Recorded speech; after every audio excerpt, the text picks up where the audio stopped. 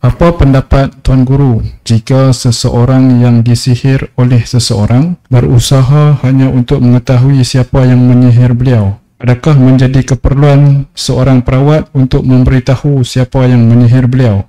Seorang perawat, kalau dia tahu pun, dia tak boleh bagi tahu kepada pesakit atau keluarganya, awak disihir oleh si fulan. Kerana ada kemungkinan maklumat tu salah.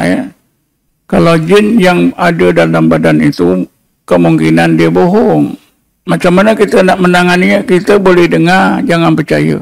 Kita boleh jadikan panduan, tapi jangan percaya. Kerana apa? Jin dan syaitan ni yang ada dalam badan pesakit, mereka ini boleh bohong.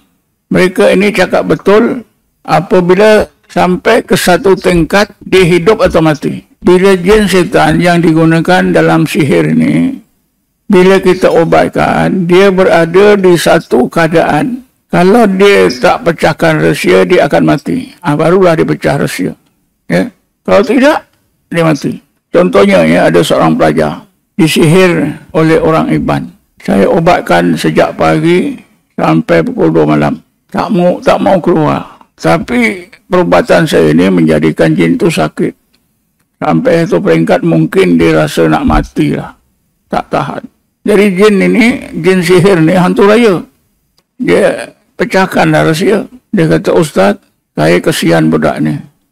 Budak ni sampai bila-bila pun tak boleh sembuh. Aku tak boleh keluar. Aku nak keluar.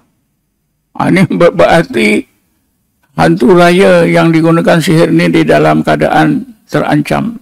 Kalau dia tak keluar, dia mati. Jadi dia cakaplah, kalau Ustaz buat ini, saya boleh keluar. Kalau tak, saya tak boleh keluar. Saya tanya apa dia? Cukurkan budak ni. Lumurkan garam dengan cuka. Kepala yang dicukur. Saya pun cakap, engkau ni asyik nak nyusahkan saya je. Engkau ni bohong lagi Dia jawab, tidak Ustaz. Saya cakap betul. Saya timbang-timbang. Kalau engkau bohong, jaga. Aku memang belasah betul-betul. Tak ada, saya cakap betul. Cukup. Cukup, kita sapu cukup dengan garam, terus sedar. Betul lah. Itu pasal apa, tuan-tuan? Dia pecahkan rahsia kerana dia sudah sampai satu tingkat. Kalau dia tak keluar, dia ada risiko yang tinggi. Sama ada mati atau itu atau ni. Barulah cerita. Ketika itu kita boleh percaya. Itu pun kita cuba je. Jadi kadang-kadang kita dapat maklumat perubatan ni, kita belajar daripada jin. Kalau betul, memang maklumat tu kita perlukan lah. Kerana ada kadang-kadang susah sangat. Pasal apa? Kalau itu perlu kita cukup. Begini tuan-tuan. Hantu raya ni, tempat pergantungan yang kuat dia dekat rambut. Dekat rambut. Sebab itu orang perempuan yang bela hantu raya rambutnya panjang. Tapi bukan semua perempuan rambut panjang dia berhantu raya, bukan dia. Sebab saya temui begitu. Bila panjang dia sakit, ini awak ada hantu raya ke? Ada Ustaz. Di mana?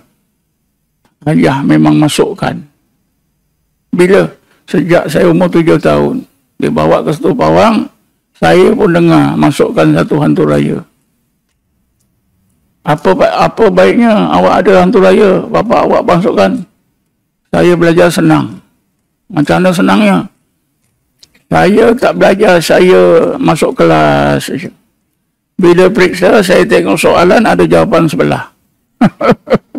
Tapi Ustaz, hantu raya ni macam suami saya dah. Patutnya saya dah dapat banyak anak. Saya wajib mandi tak? Wajib lah. Ini betul seorang pelajar UIA. Jadi gitulah ya. Apa yang soalan tadi saya berikan dah jawab.